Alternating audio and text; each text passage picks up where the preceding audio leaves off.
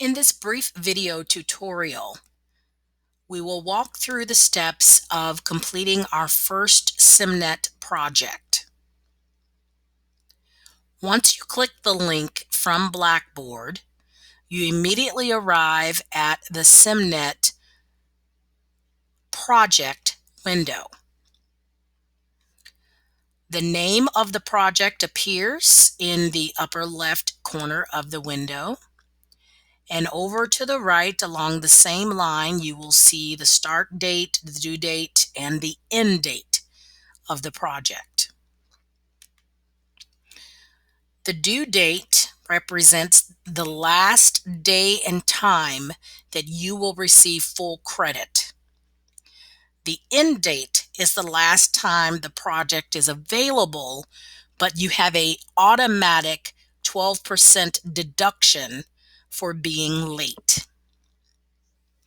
In step 1, download, you are responsible for downloading the start file and any resources that are needed to complete the project. If there were resources for this project, you would also see on the required line, start file and resources. Step 1, download. Click the start file link, then complete the project using the instructions below. Once you click this start file, immediately along the status bar, just above the taskbar, you will see a message that will say, "This type of file can harm your computer. Would you like to continue opening this file anyway?" Simply select Keep, and your file appears in a small window where you can then click on the up arrow and say Show in Folder. When you click on Show in Folder, it will show the Downloads folder on your computer. So this is a Windows process. If you do not have the Windows operating system, you're going to have significant problems launching Microsoft Access. You have to have Windows before you can install the Microsoft 365 apps, and in particular, Microsoft Access.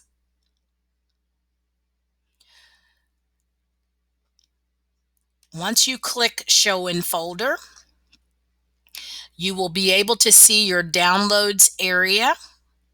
You can either launch the file from your downloads area or simply click on the file box on your status bar to launch the file. Once the file is launched, you simply scroll down the page on SIMnet and you see a list of skills that you need to complete for the project. All of these skills were in the first chapter.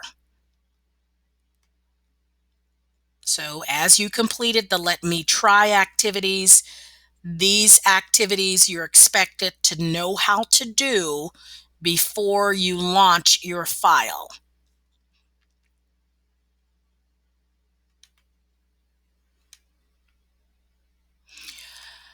Keep scrolling and your instructions appear.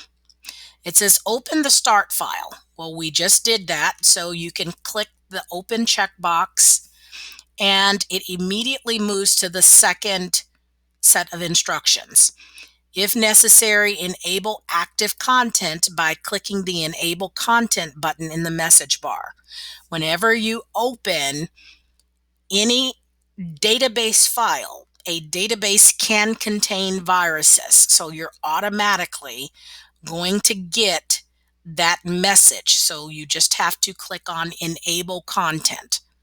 All of the project files from the SIMnet website are safe. So you can click Enable Content. Professor Jacob will never ask you to rename a project or a file in this class.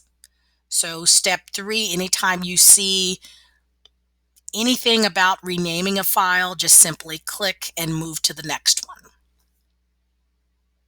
And you're ready to begin the actual steps to complete your project in step 4. Once you complete what's in step 4, simply check to go to step 5.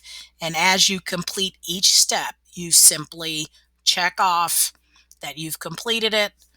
And once you arrive at the end where it says close the database and exit access, what this means is in order to upload or turn in your project in step 2, upload, you have to first close your file. Now that goes for Access, Excel, PowerPoint, or Word. You have to first close the file in order to upload it. If you don't, when you go to click Upload My File, it will show a sharing violation. You cannot have a file open and attach it as well. So you have to close the file before uploading in step 2. Once you upload in step 2, you will be given a message confirming that you do want to submit this uploaded file. So you could select No, I'm not ready, or Yes, submit file. When you click Yes, submit file, SIMnet will automatically grade the file to see if you followed all of the instructions on the project page.